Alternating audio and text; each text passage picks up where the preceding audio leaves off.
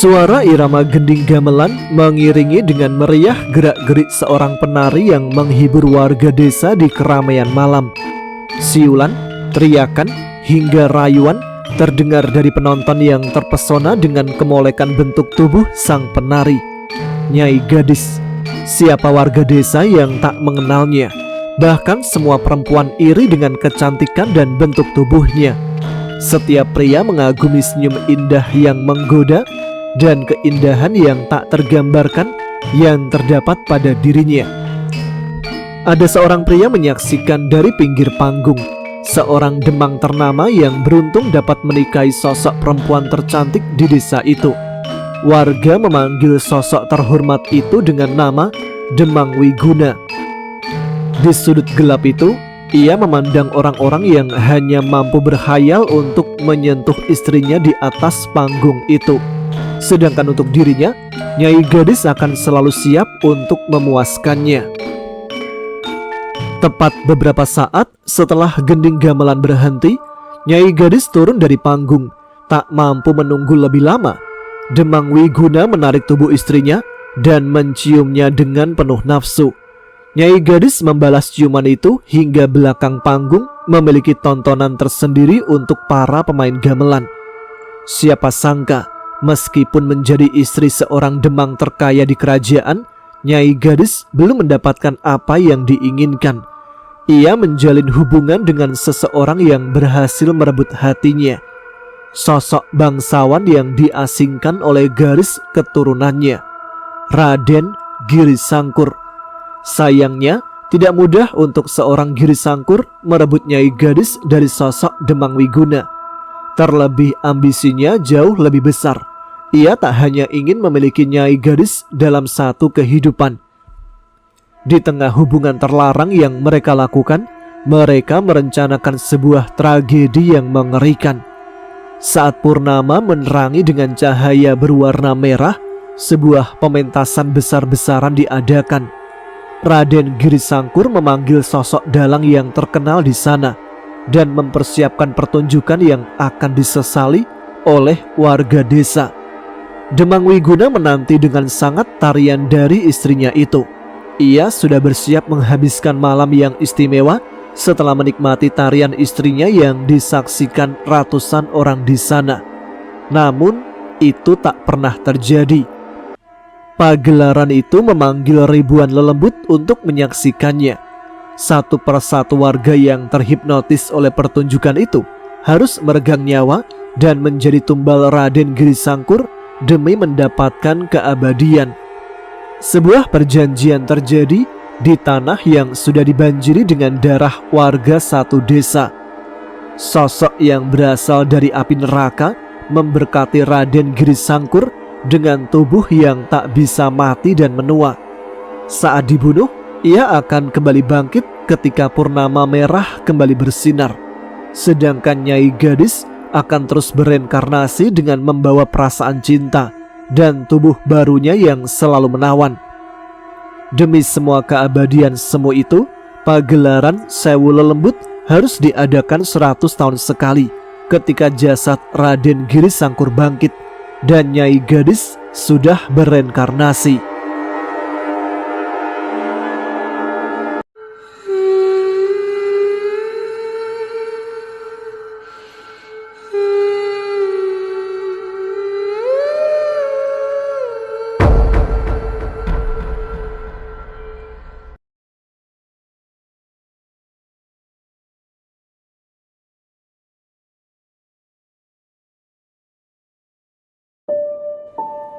Assalamualaikum warahmatullahi wabarakatuh. Jumpa lagi dengan saya Tama dalam Ada Apa Gerangan 2. Bagaimana kabar kalian? Semoga selalu diberikan kesehatan dan juga rezeki yang cukup. Kembali di Ada Apa Gerangan 2, di mana di sini saya akan khusus membacakan cerita-cerita mistis bersambung. Dan kita lanjutkan kembali cerita yang ditulis oleh Dioseta yang berjudul Pagelaran Sewu Lelembut. Langsung saja kita simak kelanjutannya. Teman-teman Ada Apa Gerangan, ceritanya mulai dari sini. Suara gamelan dari panggung kini semakin keras dan beradu dengan suara gamelan gaib yang mengiringi turonggo mayit. "Sudah, aku hanya ingin mati. Jangan gunakan mayat kami." Mayat-mayat yang bergelimpangan di panggung merintih. Mereka meneriakkan penderitaan yang mereka alami. "Perjanjian sudah kalian lakukan. Kenikmatan sudah kalian nikmati semasa hidup. Mayat dan jiwa kalian adalah bayarannya." Raden Giri Sangkur mempertegas pada sisa kesadaran yang ada di balik jasad itu. Mayat-mayat itu bukan mayat biasa. Mereka adalah para penganut kepercayaan sesat mengikat perjanjian pada Raden Giri Sangkur. Semasa hidup, mereka memuja Raden Giri Sangkur dan menerima kesaktiannya untuk mendapatkan apa yang mereka inginkan.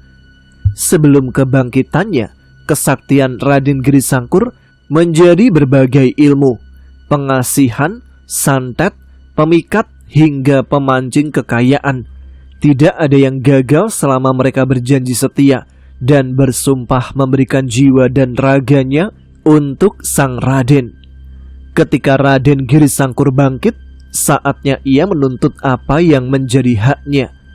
Kematian bagi mereka hanyalah permulaan. Jasadnya tak dibiarkan membusuk seutuhnya dan jiwanya terkunci di dalamnya. Mereka tak mendapat tempat di alam ini maupun di akhirat. Tubuh yang sudah menikmati dosa-dosa besar di alam manusia itu akan terus menambah dosa mereka setiap kematian datang karena pementasan darang yang menggunakan mayat-mayat mereka. Mereka akan terus merasakan rasa sakit dari setiap binatang-binatang kecil yang menggerogoti tubuhnya, dari luka yang mulai membusuk, dan dari jiwa yang dikuasai oleh setan suruhan Raden Giri Sangkur. Sekali lagi, pementasan terkutuk itu terjadi di Lewang Sasar dengan lebih banyak mayat yang diambil. Namun, turonggo mayit terlalu menarik perhatian ribuan lelembut di sana hingga mereka tak melirik lagi pada pementasan darang itu. "Kalau kalian lebih tertarik dengan mainan bocah-bocah itu, aku akan mencari penontonku sendiri dari roh-roh manusia yang akan mati di sekitar hutan ini," geram Raden Giri Sangkur. Kekuatan mistis dari pementasan darang tidak bisa diremehkan. Rasa takut dan kutukan yang tak terbendung menyebar begitu cepat. Bahaya. Danan ingin mendekat dan segera melesat untuk menghentikan pementasan itu. Namun Pak Lek mengejar dan menarik dirinya. Cah goblok, kamu ingat waktu kamu mendekati pementasan terkutuk di desa Marni dan Mukti?" Beruntung Pak Lek tepat waktu. Hampir saja Danan terpengaruh atas pengaruh dari pementasan itu. Tapi di tengah kekhawatirannya, tiba-tiba seseorang terlihat melangkah mendekat ke pementasan darang. Sesosok raksasa dan roh seorang pria tua yang mengenakan surjan berada di belakangnya. "Ki Arsa, bagus kau sudah kembali. Ayo kita tuntaskan pagelaran Sewu Lelembut ini," teriak Raden Giri Sangkur sambil tertawa. Arsa tidak menggubris ucapan itu dan dengan santainya memasang kelir berwarna putih dan lampu minyak untuk menciptakan bayangan. "Apa yang kau lakukan, Ki Arsa? Berkat Wayang Batara telah jatuh kepadamu. Jangan sampai kekasih dan ibumu kecewa dengan perbuatanmu." Danan tersenyum melihat Arsa yang sedang bergumam menyanyikan lagu Jawa sambil menyiapkan pementasan kecilnya. Melihat ia tak terpengaruh dengan pementasan darang dan keberadaan dua makhluk yang bersamanya, Danan tahu Arsa tak lagi berada di sisi Raden Giri Sangkur. "Izinkan aku membereskan kekacauan yang telah kuperbuat, Mas," ucap Arsa pada Danan. Danan tersenyum mengangguk dan sebuah pementasan sederhana pun dimulai. Kini pementasan Arsa sudah dimulai. Lewang Sasar benar-benar menjadi panggung pertunjukan yang diterangi cahaya rembulan. Pementasan Arsa benar-benar sederhana. Tak ada yang menyaksikannya selain kedua roh yang datang bersamanya. Tapi pemandangan itu hanya berlangsung sementara. Serangga hutan mulai mendekat. Perlahan, seekor tupai mendekat malu-malu menyaksikan pementasan Arsa. Arsa tetap tak peduli dengan siapa penontonnya. Ia asik sendiri dengan wayang tua yang sudah lapuk di kedua tangannya. Sederhana, namun Leweng Sasar menyukainya. "Ki Wardi, jangan pergi sebelum pementasanku selesai ya," gumam Arsa. Ia merasa bahwa setelah kematian Ki Wardi, sosok itu masih berada di dekatnya. Burung-burung hingga hewan malam tiba-tiba berkumpul menyaksikan pementasan Arsa. "Mereka adalah perwujudan roh-roh pelindung hutan ini," ucap Pak Lek. Danan tak sepenuhnya mengerti, tapi saat melihat kutukan dari pementasan Darang tertahan oleh pementasan wayang Arsa, dia mulai faham. Di tengah keramaian Leweng Sasar, samar-samar terdengar banyak suara langkah kaki yang mendekat dengan terburu-buru. Mereka menghampiri pementasan kecil Arsa yang sudah setengah jalan. Namun, ada satu orang yang berpisah dan mendekat ke arah Danan. "Sudah saatnya kita ambil alih pementasan ini, Mas." Suara itu. Seketika suara-suara ramai di hutan itu teralihkan oleh suara seorang wanita yang menghampirinya. "Naya?" Seorang wanita berparas ayu dengan kebaya sinden itu muncul di hadapan Danan. "Ngapain kamu di sini? Bahaya, Naya." Danan cemas, namun Naya membalasnya dengan senyuman. "Pementasan adalah keahlian kami, Mas. Mas Danan tidak perlu khawatir. Pementasan wayang Ki Darubaya dan Nyai Suratmi sudah dimulai di desa Abah. Wabah dan segala kutukan itu akan tertahan selama pementasan itu terus berjalan." Danan tahu benar bahwa pementasan Ki Darubaya sangat bisa diandalkan untuk mengusir bala dan bencana yang berhubungan dengan kutukan dan entitas gaib. Terlebih, tembang sinden ibunya sangat dicintai danyang-danyang di tanah ini. Sosok setan-setan yang menonton Turonggo Mayit pun mulai berkurang. Danan berkesimpulan bahwa mereka mulai menyadari pementasan yang berada di luar sana dan menghampirinya. "Sepertinya kami harus bergabung dengan kawan-kawanmu di luar sana," ucap Widi. Cahyo mengangguk setuju. Ia pun menghentikan tariannya dan membiarkan Widi, Nuri, Mukti dan Hamid menggiring penonton gaibnya itu menuju pementasan Ki Darubaya. "Selesaikan secepat mungkin, Cahyo." "Pak Lek," pamit Widi. "Pastikan kalian kembali sebelum pementasan kami di luar sana selesai. Akan kami tunjukkan bagaimana pagelaran Sewu Lelembut yang seharusnya." Pak Lek melambaikan tangannya pada Widi sambil tersenyum bangga kepadanya. Pemandangan setan-setan yang meninggalkan Leweng Sasar itu membuat Raden Giris Sangkur geram. Danan menoleh ke arah Arsa. Beberapa pemain teman-teman dari padepokan Ki Joyo Talun menghampiri seorang dalang yang memainkan wayangnya seorang diri. "Memangnya asik ya main wayang sendirian? Orang nganggu gending ya ora kepenak toyo." Arsa melihat teman-teman dari padepokan Ki Joyo Talun sibuk sendiri membongkar gerobak yang mereka bawa sambil menurunkan peralatan gamelan. "Kalian di sini bahaya." Arsa menghentikan sejenak permainannya, khawatir dengan kedatangan teman-temannya. "Sudah 2 dalang meninggalkan kami karena bencana seperti ini. Dan saat itu kami tidak mampu melakukan apa-apa. Jangan sampai hal yang sama terjadi lagi, Ki Arsa." Mendengar perkataan itu, Arsa mulai mengerti perasaan mereka. Hidup dan mati di tangan Tuhan. Tugas kita hanya menghibur supaya hidup gak ngebosenin kan. Suara gong yang dipukul menggema menandakan permainan sudah bisa dimulai. Namun sebelum itu, Naya datang menghampiri Arsa dan menunjukkan sebuah kotak berisikan beberapa wayang kulit. Wayang ini memang tidak sesakti wayang Batara atau tidak seberharga wayang Ki Darmo, tapi dengan wayang ini kami sudah menciptakan banyak senyum dan mendakwahkan berbagai pelajaran hidup. Arsa menghentikan wayang sederhana yang tergeletak di dalam kotak kayu tua itu. "Ini wayang milik Mas Sena?" tanya Arsa. "Dan sebelumnya dimiliki Ki Joyo Talun," penjelasan Naya. Arsa pun mengambil wayang itu dan mencobanya. Bagian pergelangannya sudah cukup kaku, namun ia masih bisa memainkannya. Tanpa sadar Arsa tersenyum. Ia membayangkan masa-masa Sena kecil yang terkagum-kagum dengan permainan ayahnya, sama seperti Arsa mengagumi permainan wayang Ki Darmo. Sepertinya aku tahu lakon yang cocok untuk menutup pementasan Sewu Lelembut ini, senyum Arsa. Melihat Arsa yang mulai bersemangat, Naya pun meninggalkannya dan mengambil posisinya sebagai sinden dari padepokan Ki Joyo Talun.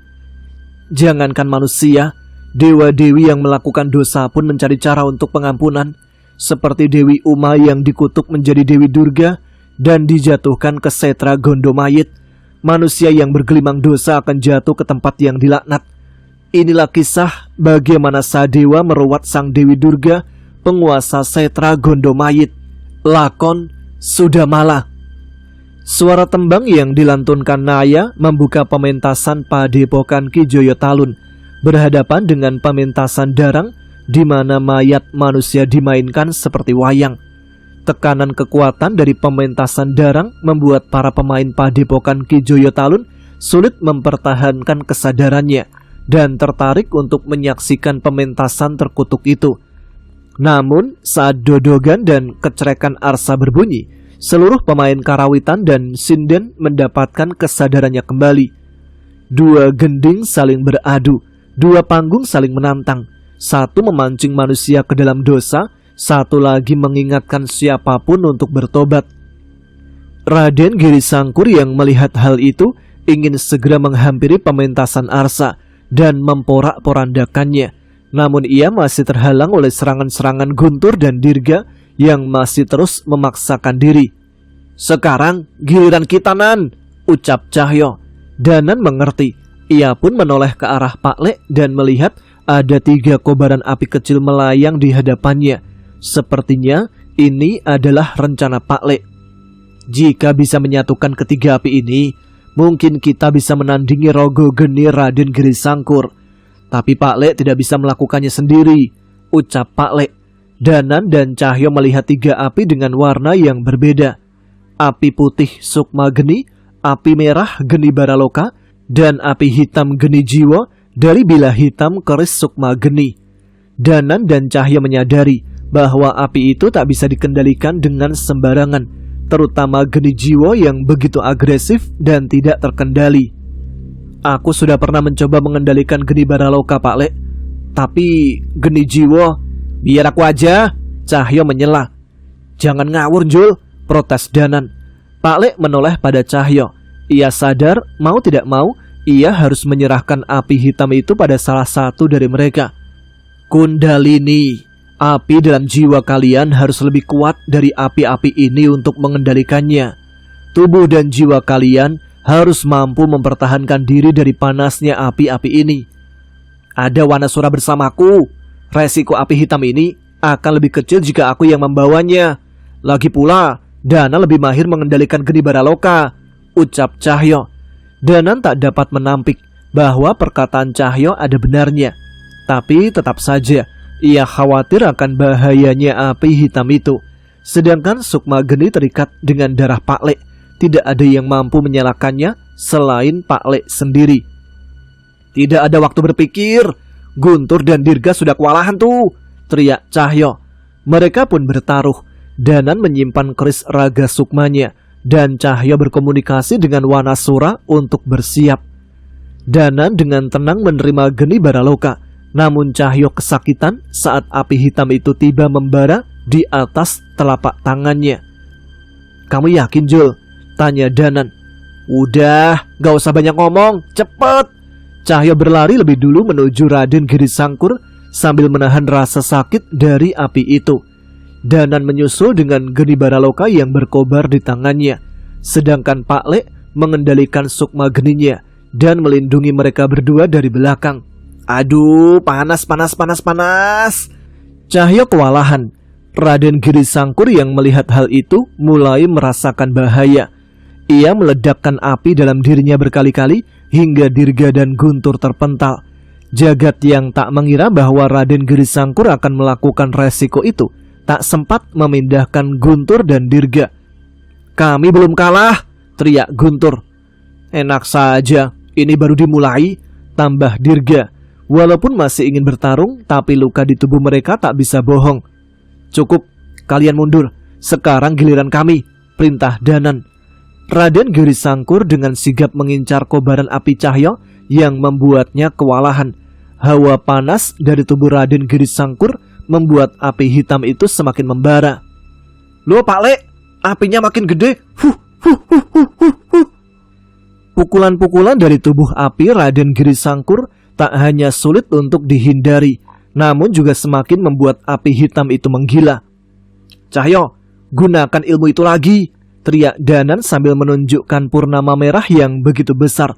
Cahyo ragu, kesadarannya akan terkikis saat ia menggunakan ilmu itu, dan ia takut karenanya rencana mereka bertiga akan gagal. Namun Danan punya rencana. Nyi Sendang Rangu, kita jaga kesadaran Cahyo. Suara petir menggelegar bersama hujan Nyi Sendang Rangu yang semakin deras. Ketiga api itu maupun rogo geni Raden Girisangkur tak terpengaruh sedikitpun dengan hujan Nyi Sendang Rangu. Wanasura, kita lakukan sekali lagi, teriak Cahyo yang memisahkan diri dan berlari di antara ranting-ranting pepohonan dengan kekuatan Wanasura. Wanasura merasuk ke tubuh Cahyo dengan cara yang berbeda. Warna mata Cahyo memerah, taringnya menajam, dan postur tubuh Cahyo berubah menyerupai seekor kera. Cahaya purnama saat itu menyinari setiap gerakannya, namun yang terpantul adalah bayangan Wanasura yang menyatu dengan Cahyo. Pak Le menoleh ke arah Danan. Ia juga merasakan perbedaan pada dirinya. Perlahan ia menyadari keberadaan Danan menghilang. Danan melepas semua rasa duniawinya dan membawa jiwanya ke batas kesadaran. Bocah-bocah edan, geleng Pak Le yang tak menyangka melihat perubahan kedua anak didiknya itu. Raden Girisangkur tak mampu menyentuh tubuh Cahyo yang bergerak begitu cepat, sementara bayangan Wanasura terus mengincar Raden Girisangkur. Mencari kemungkinan lain, Girisangkur pun memilih untuk mengincar Pak Le. Dengan cepat ia mengobarkan apinya dan menghampiri Pak Le. Pak Le, hati-hati, teriak Cahyo. Namun Pak Le tak menghindar. Ia membiarkan kobaran api Raden Girisangkur mendekat kepadanya. Sebelum mereka bertabrakan, Pak Le telah membacakan ajian pada keris Sukma Geni dan melemparkannya ke tanah. Siapa yang mengira api dari rogo geni Girisangkur terhisap ke dalam bilah hitam yang sedang tak dihuni oleh api hitam geni jiwa. Apa yang kau lakukan? Teriak Girisangkur. Sekarang, perintah Pak Le ditangkap dengan jelas oleh Danan dan Cahyo. Keberadaan Danan tiba-tiba muncul di belakang Raden Girisangkur. Ia menanamkan geni baraloka dari belakang tubuhnya, sementara Sukma Geni tertanam langsung ke dada Raden Girisangkur. Cahyo melesat ke atas dan membanting dirinya untuk melepaskan api terakhir ke atas tubuh Raden Girisangkur. Aku tidak selemah itu. Tanpa diduga, Raden Girisangkur menangkap tangan Cahyo dan membakarnya hingga melepuh. Cahyo, Danan menarik kerisnya dan bersiap menebas lengan Raden Girisangkur. Cahyo pun tidak menyerah. Wanasura! Tepat setelah kilatan keris Raga Sukma menebas lengan Raden Girisangkur, kekuatan Wanasura mendorong tubuh Cahyo hingga geni jiwa merasuk ke dalam kepala Raden Girisangkur. Pergi, perintah Pak Le. Danan dan Cahyo segera menjauh dari sosok Raden Girisangkur yang mulai terlihat aneh. Ketiga api itu menyatu pada tubuh Raden Girisangkur dan membentuk sebuah aksara di tubuhnya. Apa itu Pak Le? Tanya Danan. Api Trimurti, api yang melambangkan penciptaan, pelindung dan kehancuran. Pak Le baru menyadari alasan Mbah Jiwo memberikan kekuatan api hitam itu pada Pak Le. Rupanya itu geni jiwa melengkapi karomah kedua api yang sudah Pak Le miliki.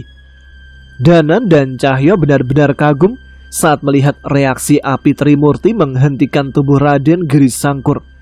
Ia terhenti kaku, tak bergerak. Sesuatu benar-benar bergejolak dalam tubuhnya. Apa dia akan terus seperti itu Pak Le? Tanya Cahyo. Tidak, Pak Le harus membacakan mantra yang diturunkan Mbah Jiwo untuk menuntaskannya. Cahyo menarik jenggot tipis Pak Le dengan kesal. Terus kenapa nggak langsung dibacain toh Pak Le? Tingkah itu dibalas pukulan di kepala oleh Pak Lek. "Gimana bisa baca kalau kalian ngajak ngomong Pak Lek terus?" Pak Lek kesal. Mendengar itu, Danan dan Cahyo pun mundur menjauh dari Pak Lek. Saat itulah mantra yang sama seperti yang digunakan untuk mengaktifkan api hitam dari keris sukma geni dibacakan. Dalam waktu singkat, seketika aksara-aksara yang menyala tertulis di setiap tubuh Raden Giri Sangkur. Bahkan kobaran api tubuhnya tak mampu menyaingi kesilauan cahaya itu. Apa yang kau lakukan? Hentikan!" Seketika ketiga kobaran api merah, hitam dan putih membentuk aliran tridatu yang membara menyelimuti tubuh Raden Giri Sangkur. "Sakit! Perasaan apa ini? Hentikan!" Di setiap kobaran itu, Raden Giri Sangkur merasakan siklus kehancuran, kebangkitan, dan kehidupan yang menyakitkan setiap detiknya. Teriakan itu terus terdengar semakin melemah dan menghilang. Saat seluruh kekuatan gelap di tubuhnya sudah hangus terbakar, tubuhnya pun hangus dan terjatuh di tanah. Cahyo segera melesat mendekat, namun Pak Lek melarangnya. Kekuatanku!" Raden Giri Sangkur menyadari tak ada lagi kesaktian pada dirinya. Apinya tak menyala, kutukannya tak lagi bisa ia sebarkan. Namun ia melihat tubuhnya masih hidup dalam serangan semengerikan itu. Ia sadar hanya keabadian yang tersisa dalam tubuhnya. Saat itu, tiba-tiba terdengar suara raungan Meong Hideng dari arah pertarungan Gama dan Budi. Raden Giri Sangkur bertingkah aneh. Ia merasakan sesuatu yang buruk terjadi di sana. "Itu suara Meong Hideng?" tanya Cahyo. "Meong Hideng, Jul." "Benar. Apa itu artinya Gama dan Budi telah menyelesaikan pertarungannya?" Melihat Raden Giri Sangkur memaksa tubuhnya untuk berlari ke arah suara itu, Danan dan Cahyo pun tidak tinggal diam. Ia mengikuti Raden Giri Sangkur mencegah sesuatu hal buruk terjadi lagi. Tapi sebelum sampai ke sana, tiba-tiba sebuah benda jatuh ke hadapan Raden Giri Sangkur. Sebuah kepala. Raden Giri Sangkur menatap kepala itu dan mendapati itu adalah kepala Nyai Gadis. Danan dan Cahyo berhenti dan menjaga jarak. "Gadis? Tidak mungkin. Apa yang mereka lakukan kepadamu?" Raden Giri Sangkur menangisi kepala yang tetap terlihat menawan walau tak bersama tubuhnya lagi. "Tak apa, bereinkarnasilah dan kita akan bertemu kembali pada purnama merah 100 tahun lagi," ucap Raden Giri Sangkur. Ia pun menatap kepala itu, membelai rambutnya dan menghantar kematian Nyai Gadis dengan ciuman di bibirnya. Cahyo dan Danan hanya tertegun menatap pemandangan mengerikan, di mana sosok manusia yang sudah hangus terbakar mencium kepala buntung seorang perempuan cantik. Namun Raden Giri Sangkur menyadari sesuatu. Ia meraba bagian kepala Nyai Gadis. Ia mencari lambang perwujudan mutiara hitam yang menjadi pertanda bahwa Nyai Gadis akan bereinkarnasi kembali. Tapi ia tidak menemukannya. Kali ini ia benar-benar cemas. Berkali-kali ia mencari. Lambang yang selalu ada di setiap reinkarnasi Nyai Gadis tidak lagi ia temukan. Tidak, jangan Nyai. Tidak mungkin Nyai. Saat itu raut wajah Raden Giri Sangkur benar-benar dipenuhi amarah. Ia pun memutuskan untuk menarik kembali jiwa sosok yang ia utus untuk melindungi Nyai Gadis. Dan kenyataan mengerikan membuat sosok abadi itu semakin murka. Amarahnya itu membangkitkan kekuatan besar yang ia pendam di leweng sasar. "Terkutuk kau Giri Karang!" Perjanjian darah Trah Giri Sangkur dengan Giri Karang mengikat sampai akhir zaman. Lindungi Nyai Gadis dalam setiap kehidupannya. Pastikan ia tidak kurang sesuatu apapun di setiap kebangkitanku. Sebuah titah yang mutlak turun dari seorang Raden Giri Sangkur kepada roh tua yang setia kepada leluhur dan keturunannya.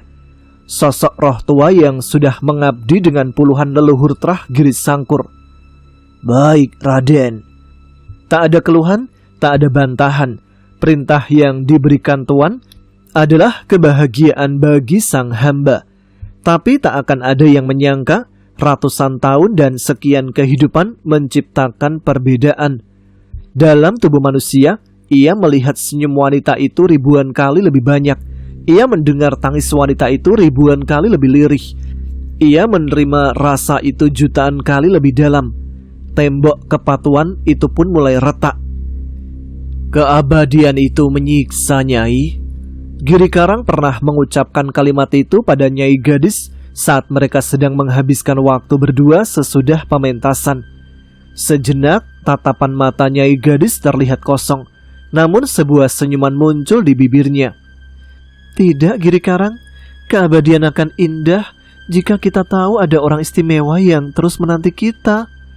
Giri Karang sudah mengikuti Nyai Gadis dalam puluhan kehidupan. Ia bisa membaca dengan jelas bahwa ada keraguan di senyumnya. Harus ada yang menyadarkanmu, dan harus ada yang membebaskanmu dari kutukan ini, Nyai. Dan mungkin itu adalah aku. Dalam hati Giri Karang menggumam. Kepatuhannya pada Raden Giri Sangkur bergumul dengan perasaan yang tumbuh kepada Nyai Gadis. Suara pementasan yang meriah terdengar ke seluruh desa. Hampir tak ada yang melewatkan panggung meriah yang diramaikan sekelompok pemain gamelan dan tarian menawan Nyai Gadis. Sekali lagi, Giri Karang menyaksikan dari jauh sosok yang tak pernah gagal membuat siapapun terpesona. Di tempat itu, Giri Karang meyakini dirinya sebagai pelindung sang penari. Bila tak boleh ada satupun orang yang menyakiti Nyai Gadis, maka begitupun dengan tuannya. Seperti yang terjadi malam-malam tertentu, Giri Karang mendampingi Nyai Gadis di kamarnya. Sebagai seorang abdi, Giri Karang mematuhi dan memenuhi keinginan Nyai Gadis untuk mendapatkan cinta dan kehangatan dari seorang pria. Perjumpaanku dengan Raden Giri Sangkur akan segera terjadi. Mari kita rayakan ini, Giri Karang. Seolah jantungnya tertusuk pisau yang tajam, ucapan Nyai Gadis membuat Giri Karang mengambil keputusan besar.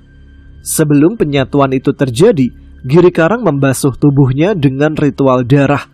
Nyai Gadis pun memandang Giri Karang dengan cara yang berbeda setelahnya. Di malam pengkhianatan itu, bibir mereka saling bertaut, tubuh mereka saling bersentuhan, mereka saling membagi kenikmatan tanpa menahan diri. Tanpa Nyai Gadis sadari, malam itu ritual Giri Karang membuat dirinya melupakan kekasih abadinya. Ikatan itu pun terputus, lambang yang menjadi tanda bahwa dirinya akan bereinkarnasi hingga akhir zaman menghilang dari belakang telinganya. Malam itu menjadi akhir ikatan sepasang kekasih dan menjadi akhir ikatan sang abdi. Seluruh ingatan Giri Karang muncul di pikiran Giri Sangkur saat ia menarik jiwa abdinya itu. Wajahnya merah padam dan amarahnya tak lagi terbendung. Terkutuk! Berani-beraninya kau melakukan ini pada Nyai Gadis. Dengan kekuatan darah terah Giri Sangkur, ia menyiksa kepulan kekuatan hitam perwujudan sang Giri Karang. Tak apa, habisi saja aku. Mungkin kau adalah orang pertama yang dia cintai. Aku tidak menyesal saat menyadari akulah cinta yang terakhir untuk dirinya. Kematianku adalah kebahagiaan. Ucapan itu membuat Raden Giri Sangkur frustasi. Teriakan kesakitan seseorang yang kehilangan itu menggema ke seluruh hutan. Tubuhnya mulai hancur, namun tak sehancur hatinya yang telah dikhianati. Tidak mungkin gadis berpaling. Giri Karang berdusta. Dari mana kau tahu? Perempuan itu kan udah mati. Cahya memanaskan situasi. Danan yang melihat hal itu segera menarik tubuh Cahya dan menahannya. Jangan cari gara-gara. Saat itu mereka berdua pun hanya menyaksikan pemandangan sesosok pria yang mengutuk dirinya sendiri. Ia yang mampu menghabisi ribuan nyawa, bahkan tak mampu mengatasi satu kehilangan. Abadi? Untuk apa? Gumam Raden Giri Sangkur. Untuk apa aku bangkit kembali di dunia di mana Nyai Gadis tidak ada lagi. Nah, betul, Li. Cahyo mulai tak mampu menahan diri. Beruntung Danan dengan sigap menutup mulut Cahyo. Hei, makhluk neraka, ku kembalikan keabadian pemberianmu ini, ucap Raden Girisangkur. Saat itu, tanah Leweng Sasar bergetar bersama munculnya kekuatan hitam yang dari bawah tanah tempatnya berpijak. Manusia bodoh, sudah berapa ratus nyawa kau korbankan untuk keabadianmu, dan kau ingin melepaskannya begitu saja? Ya, balasnya tanpa rasa ragu. Saat itu, tubuh Danan dan Cahyo gemetar. Ia menyadari bahwa sosok yang mengikat perjanjian dengan Girisangkur itu bukan makhluk yang pantas berada di alam ini. Tidak, aku lebih suka melihatmu tersiksa dalam keabadian. Aku ingin melihat kau kembali bangkit dalam kekosongan, meratapi dan menyiksa dirimu dalam setiap kehidupan. Kau akan terus membunuh dirimu untuk menghindari rasa sakit itu. Tapi setiap bangkit, rasa sakit itu akan semakin besar dan terus menyiksamu. Iblis itu benar-benar mempermainkan Raden Girisangkur. Seolah sudah tahu akan jawaban itu, Raden Girisangkur berdiri dengan terus memeluk kepala kekasihnya. Aku punya bayaran. Mendengar perkataan itu, getaran di tanah pun berhenti. Apa yang pantas untuk memberikanmu kematian? Ucap makhluk itu. Seluruh nyawa di pulau ini. Mendengar ucapan itu, Danan dan Cahyo pun panik. Wanasura! Cahyo melesat ke arah Raden Girisangkur, namun kekuatan yang begitu besar mementalkannya hingga darah bermuncratan dari tubuhnya. Dengan sigap Danan menangkap tubuh temannya itu. Sial! Mereka tidak menyerah, namun sepertinya makhluk neraka itu tidak memberi kesempatan pada siapapun untuk mendekati mereka. Tubuh abadiku yang kusembunyikan membawa kutukan yang menyatu dengan hutan ini. Musnahkan jiwaku. Setelahnya, wabah, penyakit, bencana hingga kesengsaraan akan menyebar hingga seluruh batas samudra. Gila! Teriak Danan. Jangan bodoh Girisangkur! Teriak Cahyo. Raden Girisangkur tak peduli. Namun tawaran itu berhasil menarik perhatian iblis itu. Baik, aku terima kesepakatan ini. Raden Girisangkur memeluk erat-erat kepala Nyai Gadis di dadanya. Ia mengecup keningnya dan menanti akan kemusnahannya. Sekarang, matilah. Tubuh Raden Girisangkur mulai membusuk dari ujung kakinya dan perlahan naik ke tubuhnya. Ia sudah siap menerima semua itu. Namun, sebelum musnah seutuhnya, setan itu berucap, asal kau tahu, siksaan yang akan kau terima jauh melebihi yang kau rasakan saat ini. Apa? Kau pikir apa yang akan diterima oleh seseorang yang telah menghabisi ratusan nyawa di neraka? Mungkin kau akan melihat Nyai Gadis disetubuhi oleh seluruh setan-setan di sana. Makhluk itu tertawa puas. Dan jangan lupa, siksaan itu abadi. Tidak. Perjanjian sudah terjadi. Pengorbanan yang diberikan Raden Girisangkur membawanya pada akhir yang paling mengerikan. Tipu daya iblis membuat ciptaan Tuhan yang mulia jatuh menjadi bagian dari setan-setan yang dikutuk. Sayangnya, kematian itu membuka petaka baru. Baiklah, sampai di sini dulu cerita pagelaran Sewu Lelembut dari Dioseta. Kita simak kelanjutannya pada episode selanjutnya. Terima kasih untuk teman-teman Ada Apa Gerangan yang sudah selalu menyimak setiap episode Ada Apa Gerangan. Terima kasih untuk support kalian yang sudah mensubscribe. Selalu like dan menuliskan komentar untuk menunjukkan eksistensi kalian. Sekarang saya Tama harus pamit. Kita jumpa lagi di episode selanjutnya. Tetap semangat, jaga kesehatan. Wassalamualaikum warahmatullahi wabarakatuh.